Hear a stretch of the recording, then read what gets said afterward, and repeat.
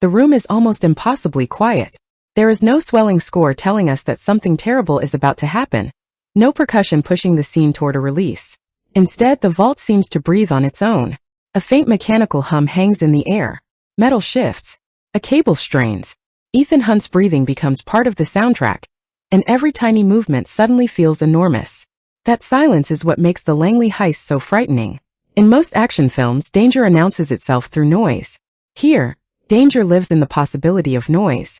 A drop tool could end everything. A shoe against the floor could become an alarm. Even the smallest mistake carries the weight of an entire operation collapsing in seconds. The absence of music forces us to listen the way Ethan has to listen. Carefully, obsessively, because the environment itself can betray him. The sound design turns the vault into a pressure chamber. You can almost feel the cold metal beneath him and the tension in every muscle as he hangs suspended above the floor. His body is not presented as invincible. It is presented as something that can fail. Sweat becomes important because it transforms an impossible spy fantasy into a physical nightmare. When a drop falls, it is not merely evidence of exertion. It is a reminder that Ethan is losing control of the one thing he desperately needs: perfect control. That is the genius of the sequence. The spectacle is enormous, yet the experience is intimate. We are not simply watching a professional break into a secure room. We are trapped inside his vulnerability. The vast technology surrounding him cannot protect him from gravity, exhaustion, panic, or one tiny accident. The more sophisticated the mission becomes, the more fragile the human being at its center appears. And that changes the way we understand Mission Impossible itself. Calling it an action movie is accurate but incomplete. Its most powerful thrills do not always come from explosions, gunfire, or speed. Sometimes they come from waiting, from holding your breath, from watching a character remain perfectly still, while everything inside him is screaming to move. The Langley heist understands that suspense is often strongest when nothing happens. A locked room can be more terrifying than a battlefield, when the person inside it knows that even a whisper could expose him. Every second stretches.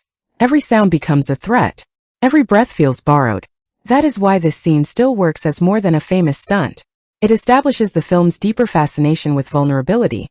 The impossible mission succeeds only when Ethan can make himself almost invisible, even as we become painfully aware of his humanity.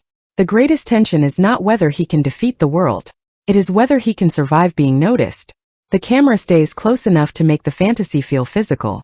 We hear the strain, feel the hesitation, and watch confidence slowly shrink into survival. To understand why that silence feels so unnerving, we have to step outside the vault and look at the film as a whole. Mission Impossible is often remembered as the movie that introduced audiences to Tom Cruise's Ethan Hunt, but the 1996 original is doing something much stranger beneath its blockbuster surface. It is a spy film arriving at the exact moment when the old rules of espionage were beginning to disappear. So this essay is going to follow that transformation from the inside out. We will begin with the chaotic history behind the screenplay, a production shaped by rewrites, competing ideas, and the enormous pressure of adapting a television institution for a new cinematic generation. From there, we will descend into Brian De Palma's Prague, a world of Gothic architecture, rain-soaked streets, surveillance cameras, secret identities, and characters who rarely know who they can trust. We will examine how De Palma turns espionage into visual paranoia. Instead of simply explaining that Ethan is being watched, the film makes us feel watched alongside him. Split perspectives, carefully controlled framing, reflections, shadows, and sudden shifts in information constantly force us to question what we are seeing. The camera itself becomes suspicious, and that leads to the larger idea at the heart of this film: the death of the boomer spy. For decades, the classic espionage hero represented institutional confidence. He belonged to a system. He served a government, followed a chain of command, and operated within a recognizable ideological conflict. But Mission Impossible arrives after the Cold War has ended. The enemy is no longer clearly defined. The old geopolitical certainty has collapsed, leaving behind something much more personal and cynical. Ethan Hunt is not simply fighting an opposing nation. He is fighting betrayal, misinformation, bureaucracy, and the terrifying possibility that the institution protecting him may also be the institution hunting him. That distinction becomes crucial as we move through the film.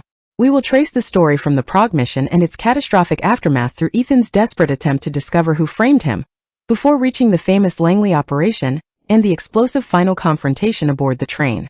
Along the way, we will look at the performances, the production design, the editing, the stunt work, and the strange creative decisions that transformed a familiar television property into something far more psychologically unstable.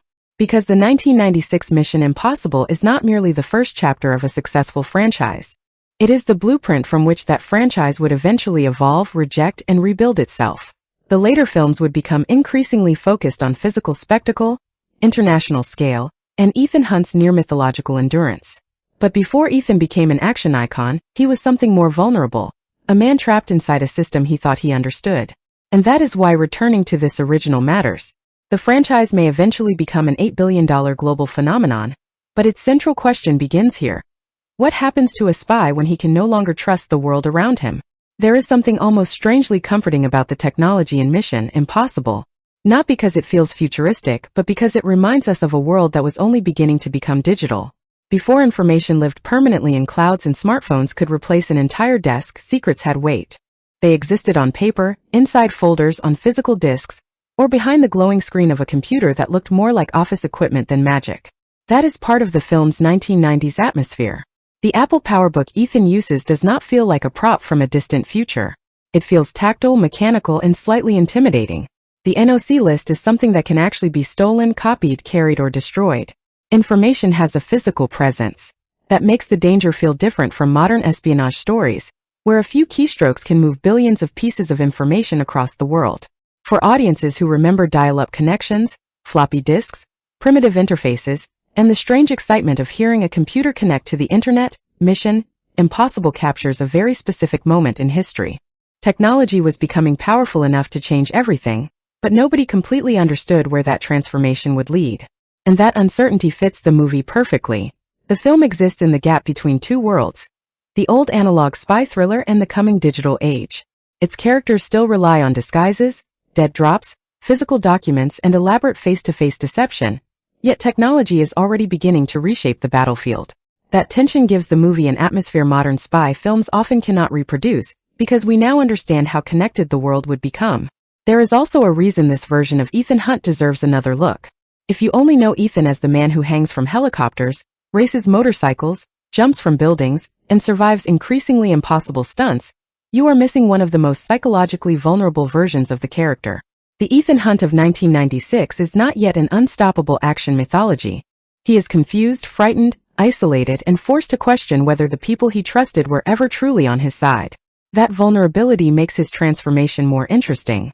Before the franchise became obsessed with asking how much punishment Ethan can physically survive, the original film asks how much uncertainty a person can psychologically endure. And behind that character was an equally complicated production story. Because getting Mission Impossible onto the screen required more than adapting a famous television property. It required the collision of enormous personalities, competing creative ambitions, studio expectations, and Hollywood egos. That is where our story gets even more fascinating. Before De Palma could turn paranoia into cinematic language, before Cruise could redefine Ethan Hunt, the filmmakers first had to figure out what this movie was supposed to be. And that uncertainty would become one of the most important forces shaping the film itself. By the time Mission Impossible reached the screen in 1996, it had passed through so many creative hands that the movie almost feels like several competing films fighting to exist at once. That instability began with Tom Cruise himself. Fresh from becoming one of Hollywood's most bankable stars, Cruise did not simply want to star in another expensive studio vehicle.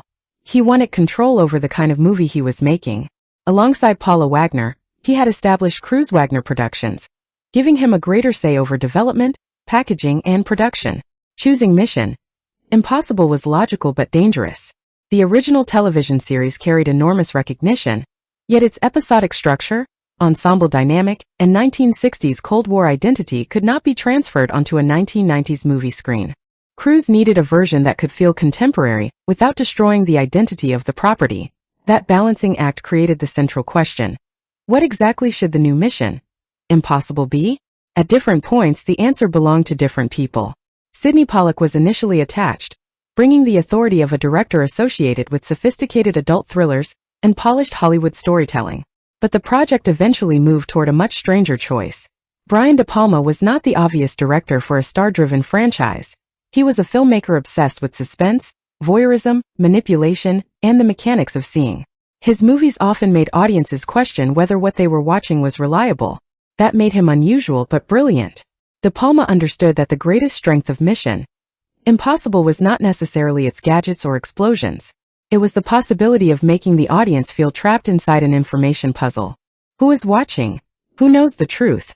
Which image can be trusted? And what happens when the person receiving the mission discovers that the mission itself may have been designed to destroy him? The screenplay became the battlefield where those questions collided. David Koepp worked on the script, while Robert Towne, one of Hollywood's most respected screenwriters, was brought into the process. Cruise, De Palma, and the writers all had strong ideas about what the movie should become. The result was famously fluid. Ideas changed, sequences were reworked, and the story developed around set pieces rather than following a perfectly settled blueprint from beginning to end.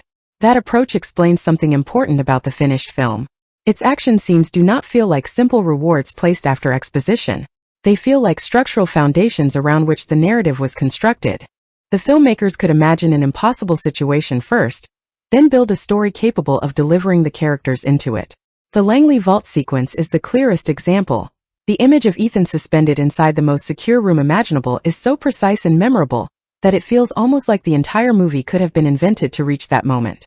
The tension comes from a simple physical problem, but the scene required an elaborate narrative justification. Ethan needs the NOC list, the room must be nearly impossible to enter, and the operation has to depend on absolute silence.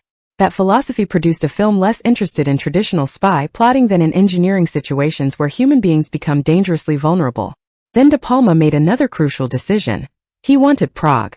Instead of beginning this cinematic version in a familiar American landscape of polished offices and bright city streets, the film enters a colder, older world. Prague's Gothic architecture, narrow streets, mist, darkness, and imposing interiors give the story an atmosphere that feels almost haunted. The city does not merely provide scenery. It becomes an extension of the movie's paranoia with unusual clarity. This was especially important because the film arrived after the Cold War. The old spy genre had been built around clearly defined enemies and ideological divisions. Prague, with its history and visual character, could make the new film feel as though it was emerging from that older world while moving beyond it. De Palma's Prague is neither purely realistic nor conventionally glamorous. It feels mysterious, unstable, and slightly unreal. Characters disappear into crowds, identities shift, and familiar spaces become threatening. The architecture seems to contain secrets before the characters even begin searching for them. What could have become a messy collision of Hollywood agendas instead produced something distinctive. A blockbuster that behaves like a conspiracy thriller. But to understand why that conspiracy feels so personal, we have to look next at the man standing at its center, the version of Ethan Hunt that existed before the franchise turned him into an almost indestructible legend. In 1996, the world of espionage was facing a problem that Hollywood had not completely solved. The enemy was gone. The Berlin Wall had fallen, the Soviet Union had collapsed, and the simple cultural grammar of the Cold War no longer carried the same power. For decades, spy stories had depended on a reassuringly clear division. There was an enemy somewhere beyond the border, an ideology on the other side, and an institution whose mission was to protect the West. But by the middle of the 1990s, that framework was beginning to feel like history. That created an unusual challenge for the blockbuster spy movie. If the traditional enemy was no longer convincing, where could the danger come from? Mission Impossible found an answer that would become increasingly important to Hollywood. The threat could come from inside.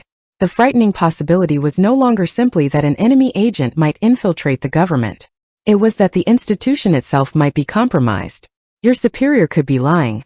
Your mission could be a trap. The people who trained you could know more than they were telling you. In a post-Cold War world, uncertainty became more useful than ideology. That shift gives the 1996 film much of its distinctive anxiety. Ethan Hunt does not enter the story knowing exactly who the enemy is. He enters believing in a system, and the story gradually destroys that belief. Betrayal replaces invasion. Suspicion replaces certainty. The conspiracy becomes terrifying because there is no obvious foreign face for the audience to hate. The enemy can wear the same uniform, use the same language, and possess the same authority as the people Ethan has trusted all his life. This was also a fascinating moment for Hollywood technology. The marketing surrounding Mission Impossible emphasized the gadgets, computers, disguises, surveillance equipment, and elaborate spy machinery that made the film feel like a modern update of the television series. Lalo Schifrin's unmistakable theme was still another key part of that identity.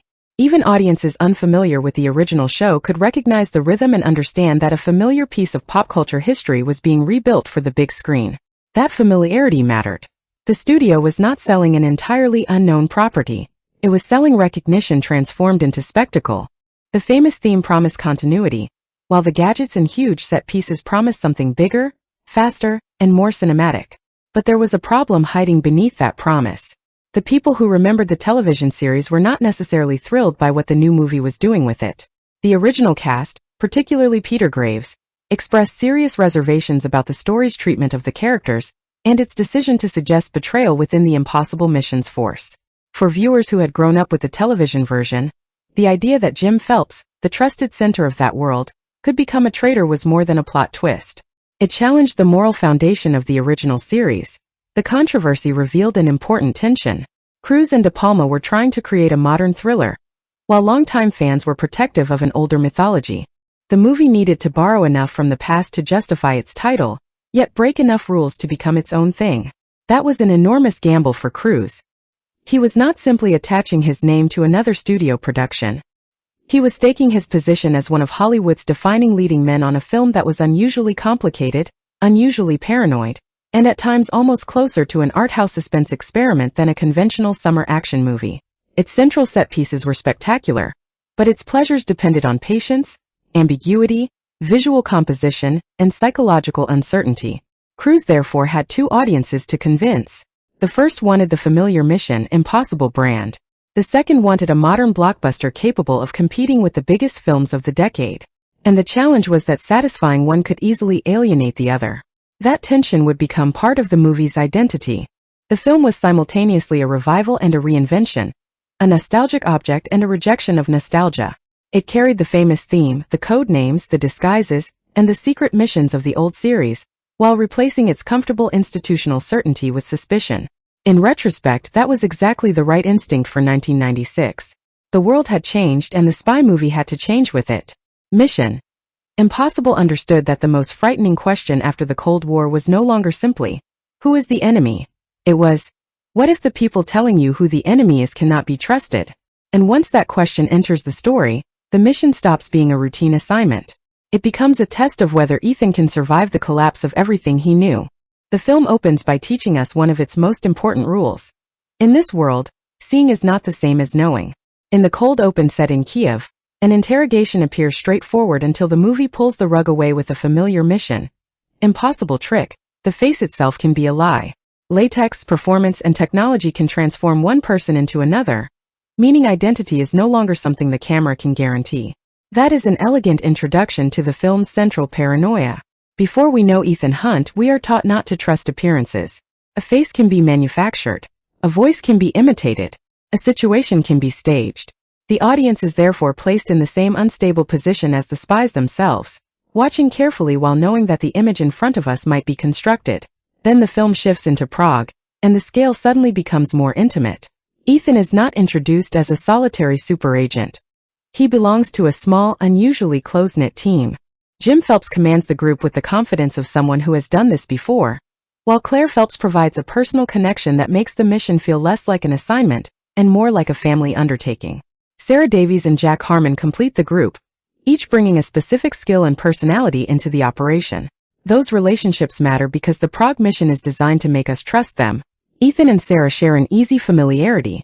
Jack's presence gives the team a grounded, practical energy, while Claire's connection to Jim creates another layer of loyalty. Nobody behaves as though they expect betrayal. That is precisely why the later collapse will hurt. For now, everything appears beautifully controlled. The Prague embassy operation is introduced almost like a piece of mechanical choreography. Every person has a position. Every movement has a purpose. Communications are coordinated. Disguises, surveillance, timing, and technology operate together with the precision of a machine. The mission depends on several people performing separate tasks at exactly the right moment, and De Palma lets us appreciate that complexity rather than rushing past it. That attention to process is crucial. The sequence does not merely tell us that these people are exceptionally skilled. It demonstrates their skill by showing how many tiny decisions must succeed simultaneously. One person creates a distraction while another watches. Someone monitors the target while another prepares the extraction. Ethan moves through the operation with confidence because he trusts the system surrounding him. And that confidence is the real setup. The audience knows the film has already warned us that appearances can deceive, but the characters do not yet understand how important that warning will become. The Prague mission looks like a perfectly engineered operation, the kind of assignment that should reinforce their faith in one another. Instead, it is about to become the moment when that faith is shattered. This is where Mission Impossible quietly establishes its greatest contrast. The team appears strongest when everyone trusts the same plan. But the moment that plan begins to fail, trust itself becomes dangerous. The more closely connected these agents are, the more devastating their eventual separation will feel. De Palma therefore builds the opening not simply as exposition, but as a trap. He gives us competent professionals, a clear objective, and a carefully synchronized mission. He makes the machine look flawless. Then he prepares us to watch it break. The elegance of the setup also reflects the film's larger fascination with performance. Every agent is playing a role, both professionally and socially. They know when to speak, when to disappear, when to create a false identity, and when to trust a signal. Yet beneath that professionalism are ordinary human attachments. Ethan does not simply depend on Sarah because she is useful. He knows her. He works beside her. Claire is not merely another operative. She is connected to the person Ethan recognizes as his leader. These emotional links are what make the machinery of the mission meaningful. Prague itself reinforces that feeling. The city is introduced as a place of shadows, old stone, narrow spaces, and hidden movement. It feels older than the technology the agents carry through it. Modern espionage is taking place inside architecture that seems built for secrets. The contrast gives the operation a strange timelessness, as though the characters are performing a ritual that spies have repeated for generations, only now with miniature cameras and electronic surveillance. The film is also careful about what it withholds. We are given enough information to understand the objective, but not enough to feel completely secure. De Palma keeps the audience moving between observation and uncertainty. We watch Ethan watching other people, and the Prague mission does not simply go wrong. It disintegrates. One moment, Ethan Hunt is part of a perfectly synchronized team. The next, the operation becomes a nightmare in which every person he trusts is being removed from the board. De Palma stages the collapse with brutal efficiency. There is no heroic rescue waiting around the corner. No convenient warning that gives Ethan time to understand what is happening. The team is just picked apart, one member at a time, while Ethan struggles to comprehend who is attacking them and why. Jack Harmon is the first shock. Trapped in the elevator shaft, he is suddenly exposed to a threat that turns the team's carefully controlled environment into a death trap. The vertical space that should represent modern technology becomes a weapon. Ethan cannot simply overpower the situation. He can only watch it happen. Then Sarah Davies is killed, stabbed during the chaos. Her death is particularly important because the film has spent the opening establishing her as someone Ethan knows and trusts. She is not disposable background. She is part of the small circle that made the mission feel safe. When she disappears, the audience begins to understand that the movie is not protecting the people we have just been introduced to. And then Claire.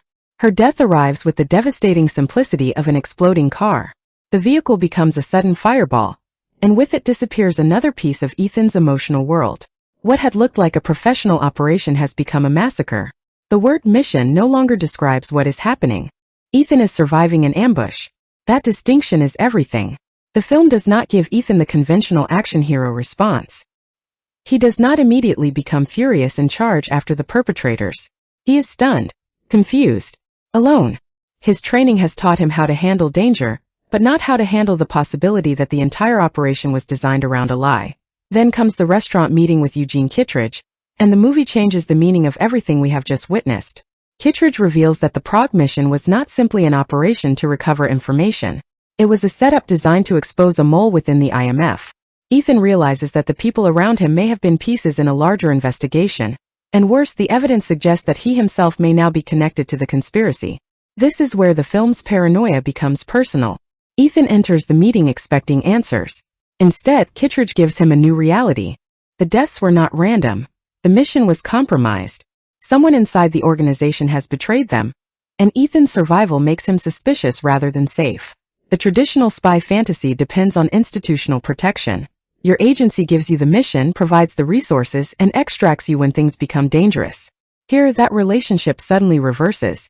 The agency becomes the thing Ethan has to escape. Kittredge's presence is therefore more threatening than a conventional villain's. He does not need to chase Ethan through the streets. He has authority. He controls information. He can redefine Ethan's identity with a few words. To the organization, Ethan is no longer simply an operative who survived. He is a potential liability. And then the film gives us one of its most memorable images of this transformation, the aquarium explosion. The scene begins with the strange tension of a public restaurant, an ordinary environment masking an extraordinary confrontation. Ethan is surrounded by the very institution that has turned against him. Then the explosion erupts, sending water, glass, and chaos across the room. It is more than spectacle. It is Ethan's threshold crossing. The controlled world of the IMF has shattered, literally and symbolically. The aquarium glass breaks, and the boundaries surrounding Ethan break with it. He escapes into a new existence where official support no longer matters because he can no longer trust the officials. This is the moment when Ethan becomes a rogue. But the movie makes that transformation more interesting than a simple rebellion against authority. Ethan does not suddenly stop believing in justice. He becomes determined to discover the truth precisely because the system he trusted has failed to provide it. His objective changes from completing a mission to understanding who created the mission in the first place. That is why the Prague slaughter functions as the real beginning of the story. The opening mission was about teamwork, precision, and trust. Everything after it will be about isolation, improvisation, and suspicion. Ethan has lost his team. He has lost his institutional protection. Most importantly, he has lost the certainty that the world operates according to the rules he was trained to follow. And once those rules disappear, he has only one option. Become the kind of spy the old system never intended him to be. With the IMF turning against him, Ethan Hunt enters a completely different kind of world. He is no longer protected by official resources, familiar procedures, or the confidence of his team. The safe house becomes a temporary refuge, but even that refuge feels unstable. Every shadow suggests surveillance. Every piece of information could be compromised. Ethan has survived Prague, yet survival has not made him feel safer. It has made him suspicious of everyone. Then Claire Phelps appears. Her return immediately complicates everything. Ethan believed he watched her die, and now she is standing in front of him alive. The reunion should feel comforting, but Mission Impossible refuses to make it simple. Claire is connected to Jim, to the Prague operation, and to the emotional world Ethan has just lost. Her survival raises an uncomfortable question. If Claire could disappear without Ethan knowing, what else has been hidden from him? That uncertainty gives their relationship a strange emotional weight. Ethan wants to trust her because she represents the last surviving connection to the team he once believed in. But he also understands that trust is precisely what nearly destroyed him. To discover who betrayed the IMF, Ethan needs resources he can no longer officially access. So he begins constructing an entirely new kind of team. Instead of elite government operatives, he turns toward people who exist outside the institution, specialists who are brilliant precisely because they have already been rejected by it. His first step is making contact with Max, an elusive arms dealer operating behind layers of anonymity. Ethan assumes a false identity, presenting himself as Job 314, and enters a digital transaction designed to establish his credibility. The sequence captures the film's fascination with identity in a new way. Earlier, deception depended on latex masks and physical disguises. Now Ethan is constructing an identity through data, screens, and encrypted communication. That distinction reflects the changing spy world of the 1990s. Ethan is becoming a ghost not only in physical space but inside an emerging digital landscape. He has no badge, no official authority, and no institutional protection. His only currency is information. Max is fascinated by the possibility that Ethan can provide the NOC list, and Ethan recognizes that this relationship could lead him toward the person responsible for the Prague betrayal. But getting close to Max requires more than intelligence. It requires a team capable of doing things Ethan's former colleagues cannot. That brings him to Franz Krieger.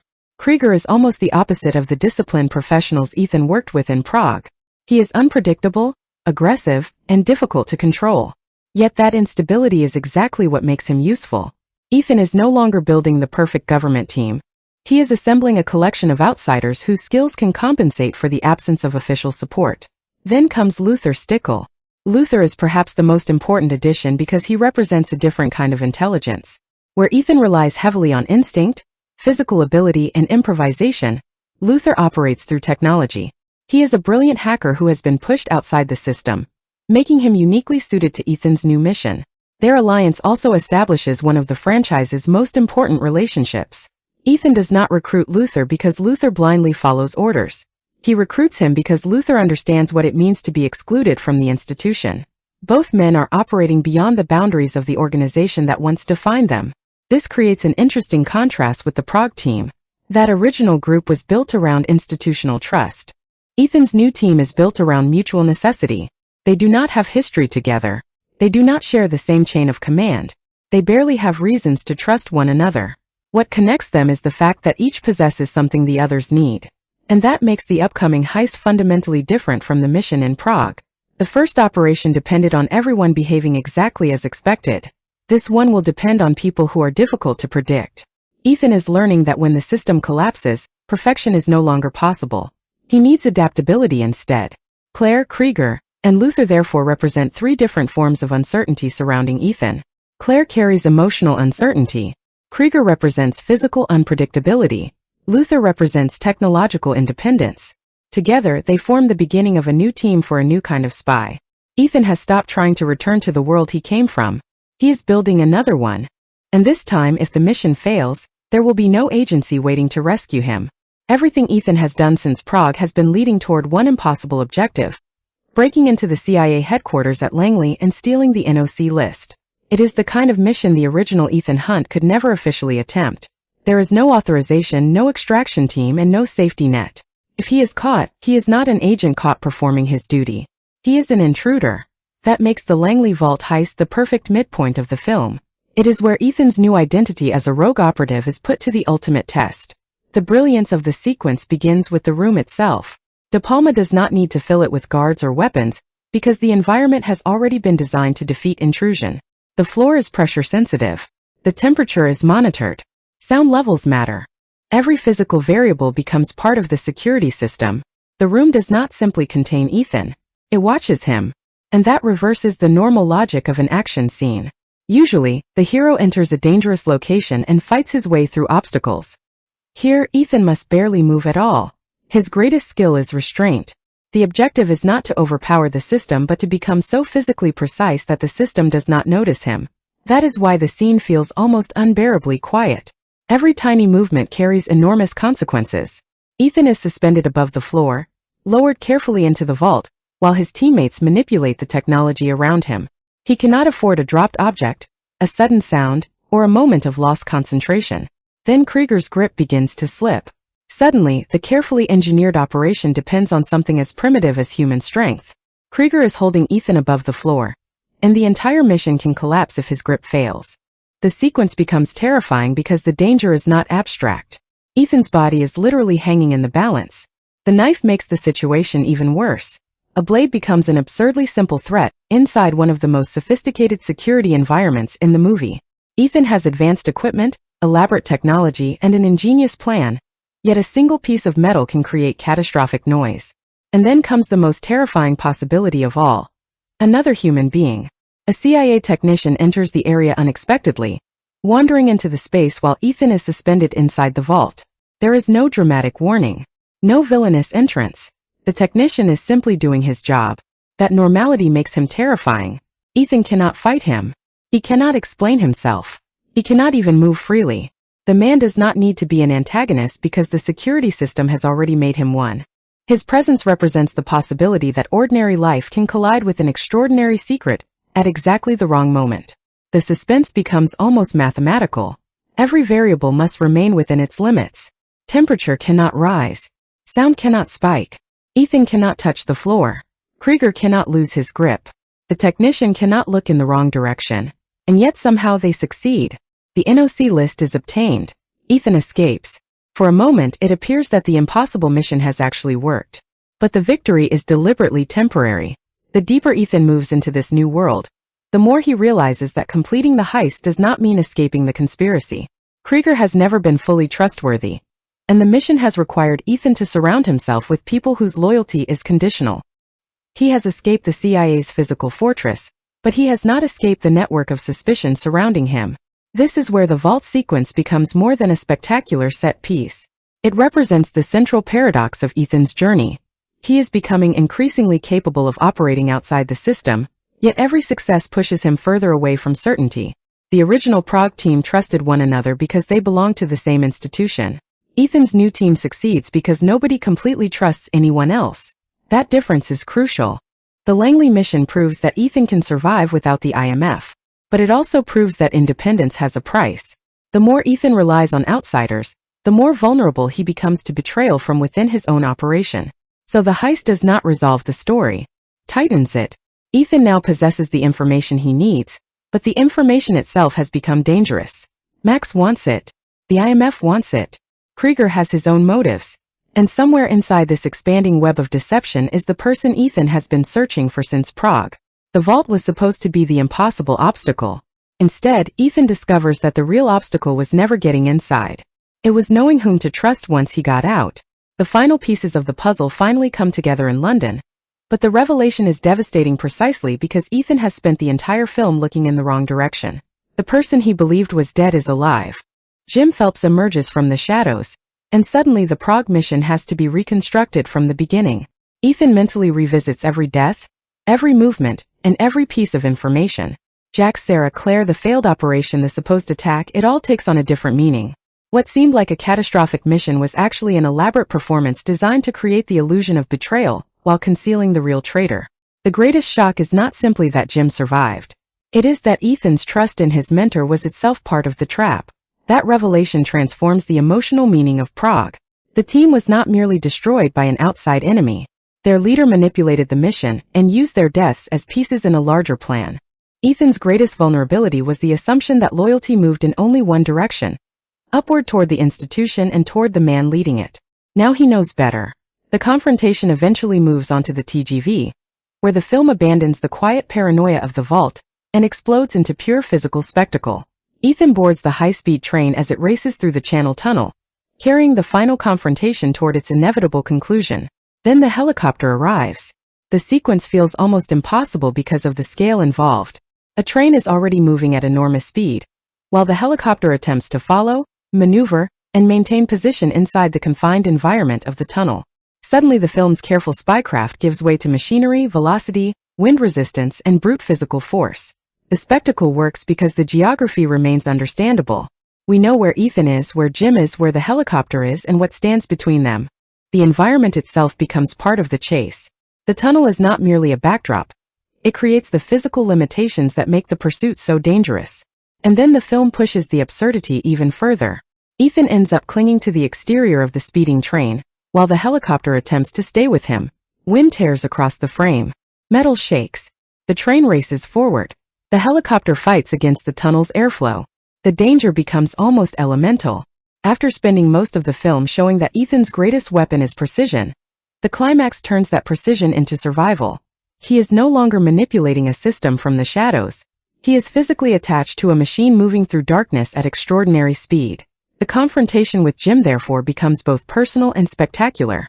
Ethan is not simply stopping a criminal. He is confronting the man who represented the trust and authority he once depended upon. When Jim dies, the conspiracy finally collapses. Ethan's name can be cleared, and the institution that once branded him a traitor can recognize him as the survivor of the conspiracy instead. But the victory is deliberately bittersweet because Claire does not survive the final confrontation. Her death leaves Ethan with the uncomfortable reality that proving the truth cannot restore everything that was lost. The mission is successful. The team is not. That distinction matters. Hollywood action movies often treat victory as restoration, but Mission Impossible understands that some consequences cannot be reversed. Ethan can recover his identity, but he cannot recover the people Prague took from him. Luther's reinstatement offers the film its one hopeful note. The brilliant outsider who helped Ethan operate beyond the system is finally welcomed back into it. His return suggests that the institution can correct itself, even if only after nearly destroying the people it was supposed to protect. Ethan meanwhile emerges changed. He began the film believing that his strength came from belonging to the IMF. He ends it understanding that his real strength comes from questioning the system when it fails him. The mission is impossible not because Ethan must defeat an unbeatable enemy, but because he must discover the truth while everyone around him has a reason to hide it. And once he succeeds, the old Ethan Hunt is gone. In his place is the character the franchise will spend decades turning into a legend. The most fascinating thing about Ethan Hunt in the 1996 Mission Impossible is how little he resembles the character the franchise would eventually create. Later Ethan becomes almost mythological, a man who can survive crashes, explosions, impossible jumps, and seemingly unlimited physical punishment. Here, he is something far more fragile, an intelligent operative who has been placed in a situation his training never prepared him to understand. He is not the veteran at the center of the story. Jim Phelps is. That relationship gives Ethan's psychological collapse its deepest wound. Jim is not simply his superior officer.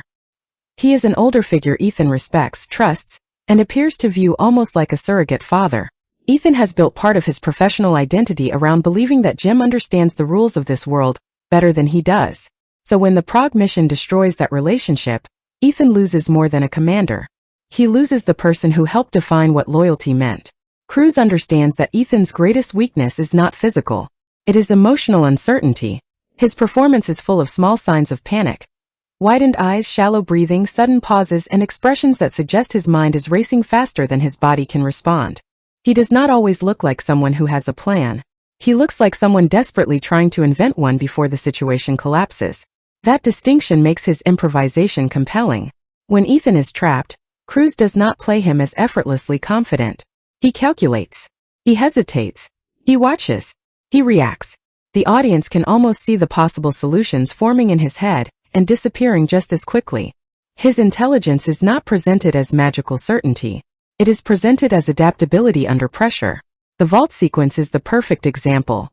Ethan's body is trembling with the consequences of failure, yet his mind has to remain precise. He cannot afford panic, even though panic is exactly what the situation should produce. Cruz therefore creates tension by allowing fear to exist without allowing Ethan to surrender to it. That fear also reveals the central contradiction inside the character. Ethan desperately wants to trust people. His entire profession depends on trust. A spy must trust teammates to hold positions, trust handlers to provide accurate information, and trust an organization to protect the people carrying out its missions. But the same profession teaches him that trust can be weaponized. Every person he believes in can potentially become a vulnerability. The Prague massacre turns that contradiction into a psychological nightmare. Sarah's gone. Jack is gone. Claire appears to be gone. Jim is supposedly dead. The organization Ethan served now considers him dangerous. Every relationship that previously gave him stability has become evidence of how exposed he was. Yet Ethan cannot simply become emotionless. That would make him a different kind of character. His strength comes from continuing to care despite discovering how dangerous caring can be. That is why this version of Ethan feels so human. He is not fearless. He is functional while afraid. There is a huge difference between those two things. Fearless characters can sometimes feel invincible, because danger never seems to change them. Ethan changes constantly under pressure. He becomes more suspicious, more independent, and more willing to improvise because the world keeps proving that his assumptions are wrong. His journey is therefore not simply about becoming a better spy. It is about learning how to operate after the collapse of certainty. And that makes his eventual transformation into an action icon much more meaningful. Before Ethan becomes the man who runs toward danger without hesitation, he is the man who looks at danger and understands exactly how badly it could go. The fear is still there. The difference is that he learns how to move anyway. Jim Phelps is one of the most interesting villains in Mission Impossible because his betrayal is not presented as simple evil. He is dangerous precisely because his bitterness has a recognizable logic. He spent years serving an institution built around the Cold War, and then discovered that the world had changed without asking whether he was ready to change with it. The line, "The Cold War is over, Jim. They're gonna put you out to pasture," captures the wound at the center of his character. Phelps has devoted his life to a system that no longer needs the kind of man he became. The enemy he was trained to fight has disappeared, and with it comes the uncomfortable realization that his sacrifices may no longer carry the value they once did. That creates a particularly cynical form of resentment. Phelps does not simply want money. Money becomes the mechanism through which he attempts to regain control over a life in which he feels increasingly disposable. He looks at the institution and concludes that loyalty is meaningless if the institution itself is willing to discard its servants. And that makes him Ethan's dark mirror. Ethan experiences the same betrayal but responds differently. When the IMF turns against him, Ethan becomes desperate to uncover the truth. Phelps becomes desperate to exploit the system before it exploits him. Both men discover that the organization they trusted can abandon them. The difference is what they choose to do with that knowledge. Ethan responds by searching for meaning outside the institution. Phelps responds by abandoning the meaning altogether. That contrast gives their final confrontation its psychological weight. Ethan is looking at a possible future version of himself. If trust is punished enough times, what stops him from deciding that loyalty is simply weakness? If the institution is willing to sacrifice him, why should he continue sacrificing himself for it? Phelps has already answered those questions. His solution is cynicism.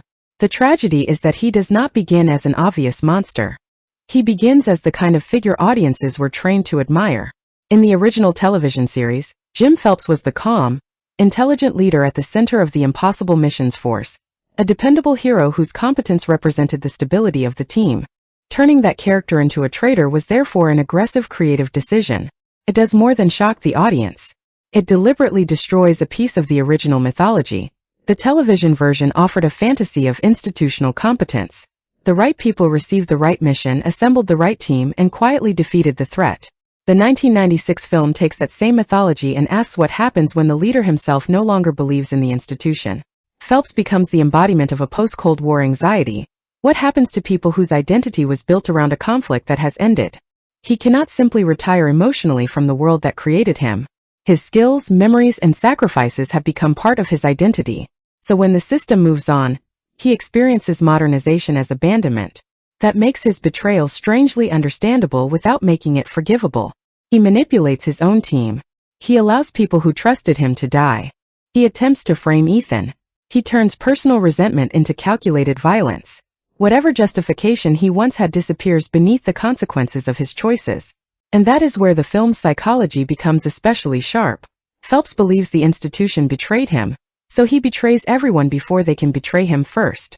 Ethan faces the same fear and chooses the opposite path.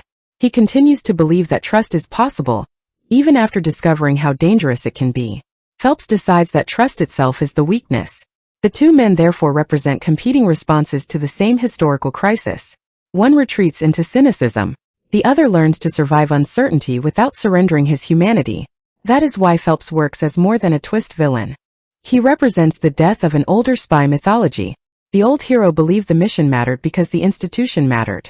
Phelps discovers that the institution has moved on. Ethan discovers that the mission can still matter even when the institution fails. And in that difference, the franchise quietly chooses its future. If Ethan Hunt is the psychological center of Mission Impossible, the supporting characters determine how unstable that center becomes. The film surrounds him with people who represent completely different forms of loyalty, danger, and uncertainty. They are not simply there to help Ethan complete the mission.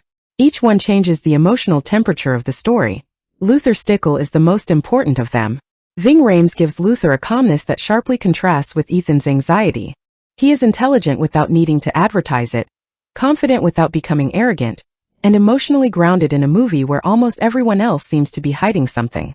That stability makes him feel immediately different from the world Ethan has entered. More importantly, Luther becomes the person Ethan can actually trust. Their relationship is built without excessive sentimentality. They do not need long speeches about friendship. Their trust develops through action. Luther understands Ethan's situation, recognizes that the IMF has turned against him, and chooses to help anyway. In a story obsessed with betrayal, that choice becomes enormously significant. Luther is therefore more than the team's technical expert. He becomes an emotional anchor. His presence reminds us that Ethan's decision to operate outside the system does not necessarily mean he has to operate alone. Franz Krieger represents the opposite possibility. Jean Reno gives Krieger a dangerous stillness. He does not need to constantly announce that he is unpredictable. His physical presence does the work.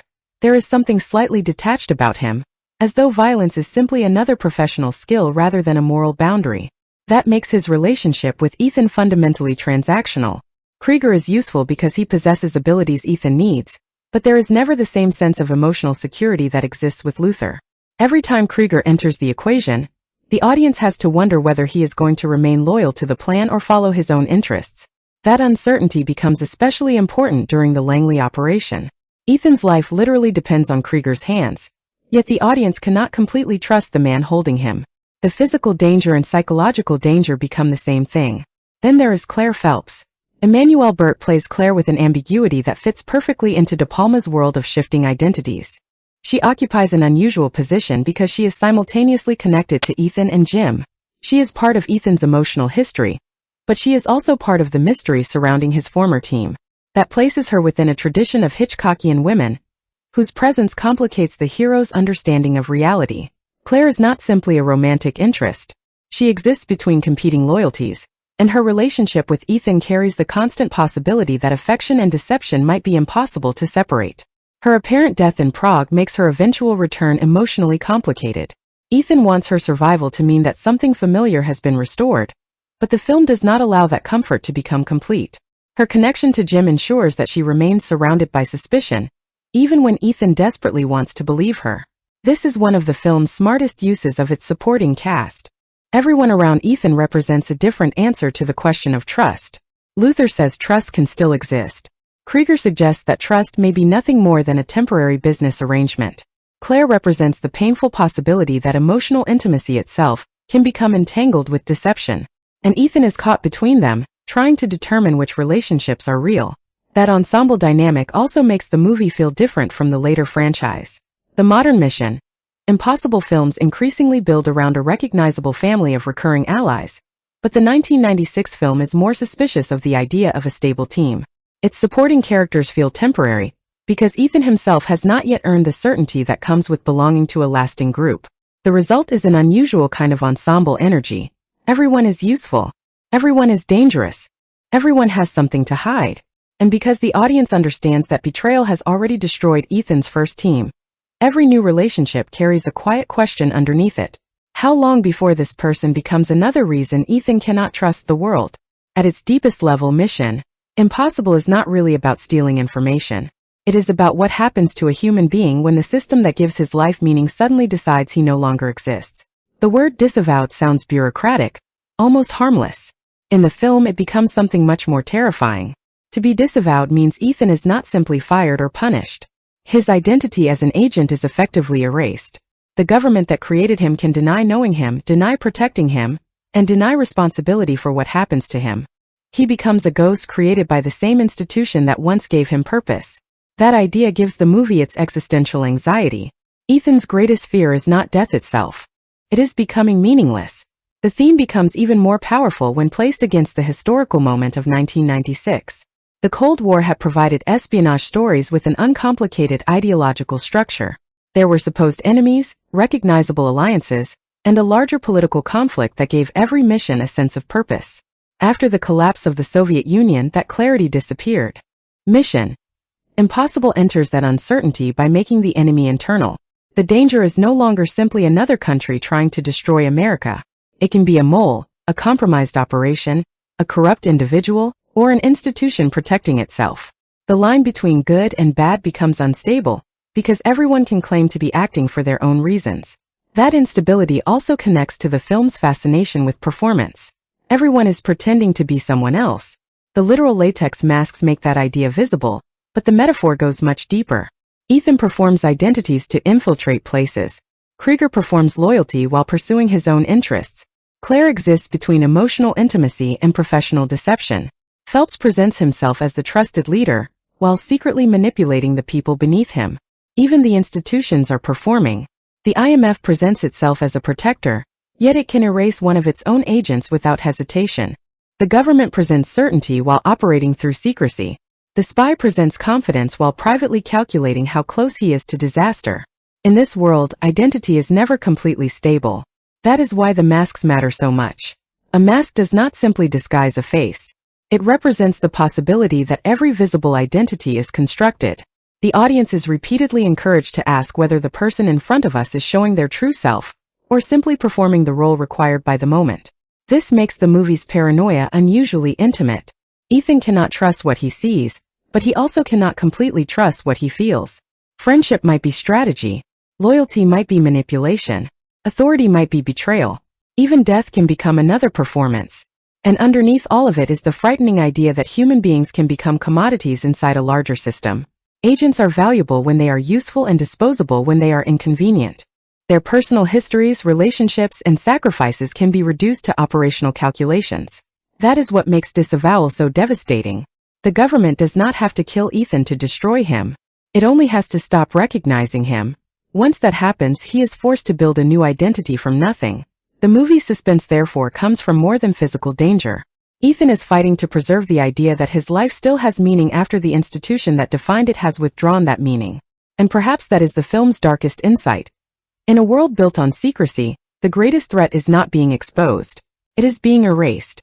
Brian De Palma's direction gives Mission Impossible a visual language far more deliberate than its reputation as a spy blockbuster suggests. Beneath the disguises and set pieces is a movie obsessed with unstable environments. Water, architecture, glass, reflections, and color repeatedly turn physical spaces into extensions of Ethan Hunt's psychological state. Water is one of the clearest recurring motifs. In Prague, canals and wet streets create a constant sense of movement and instability. Rain turns the city into a reflective surface, making familiar locations darker and less trustworthy. The water around the safe house carries the same emotional quality. Then the aquarium explodes. Glass holds back an enormous volume of water, creating the illusion that chaos can be contained. When the aquarium ruptures, that illusion disappears instantly. Water floods the restaurant, glass shatters, and the controlled environment becomes uncontrollable. Ethan's old world has effectively broken open around him. Rain continues that idea throughout the film. It obscures surfaces, distorts reflections, and makes Prague appear perpetually unsettled. De Palma uses weather to create a city that feels psychologically unstable. The streets are beautiful but difficult to read. Light bounces across wet pavement, faces disappear into darkness, and movement becomes harder to interpret. That Prague aesthetic is dramatically different from Langley. Prague is old, shadowed, textured, and Gothic. Its stone buildings and narrow streets carry centuries of history. Langley, by contrast, is almost aggressively modern. The vault is sterile, bright, geometric, and technologically controlled. Instead of Gothic darkness, we get blinding white surfaces and precise systems designed to measure everything.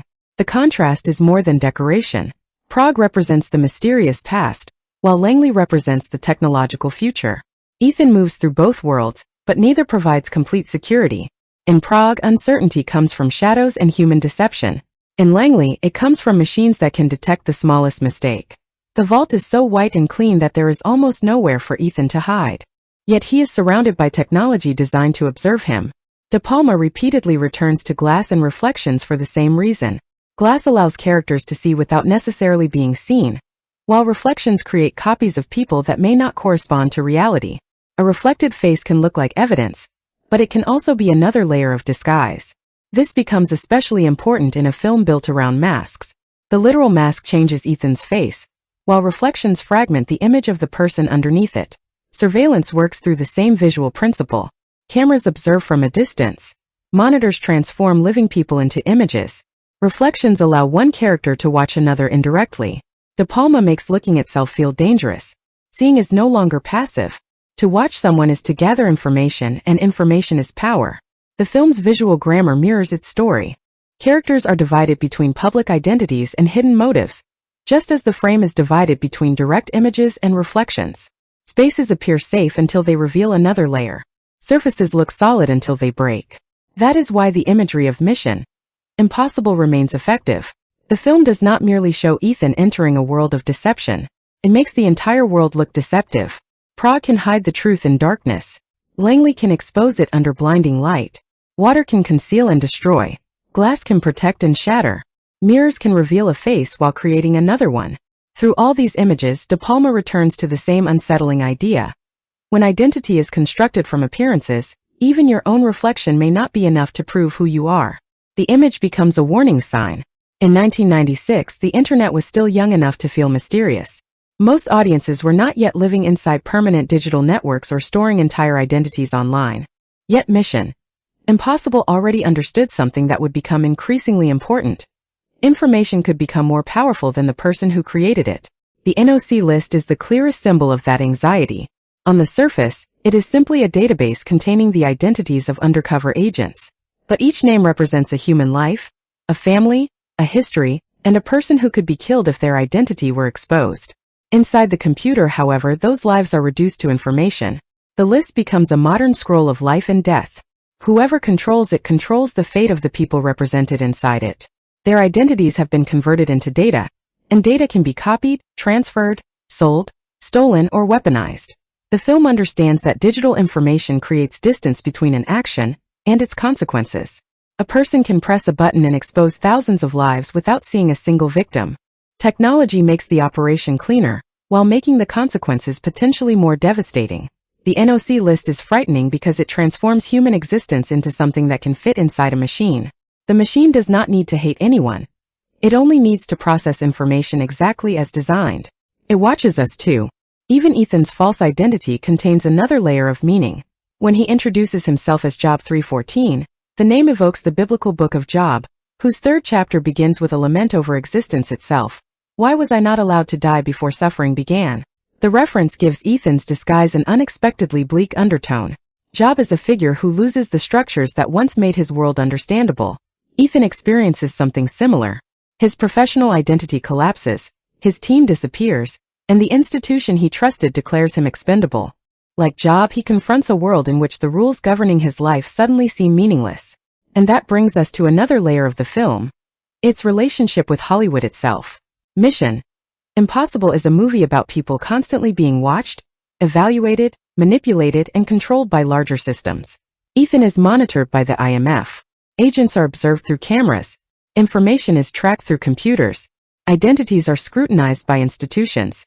A director may have a vision, but that vision exists inside a studio system governed by budgets, schedules, stars, marketing departments, and commercial expectations. The production is constantly being watched from above, judged according to whether it is becoming the movie everyone expects it to be. De Palma's film can therefore be read as a metaphor for artistic control under institutional pressure. The filmmaker, like Ethan, is trying to execute an intricate operation, while knowing that one mistake can bring the entire structure crashing down. The irony is almost perfect. A movie about surveillance was itself created under enormous scrutiny. A story about an individual trying to maintain control inside a powerful institution was produced through negotiations between stars, writers, directors, producers, and studio interests.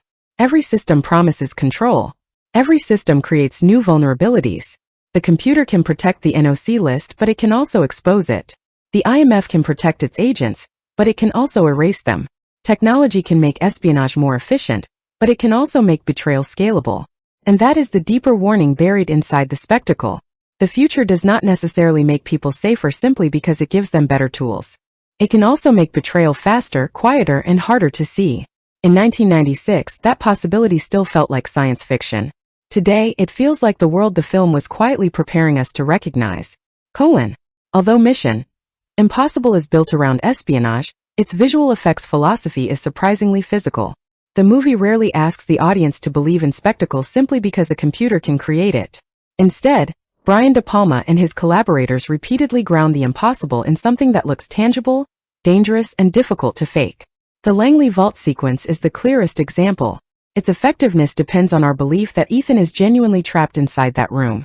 The suspended body, the controlled movements, the sweat, and the extreme stillness create a physical reality that computer-generated effects could not easily reproduce with the same intimacy.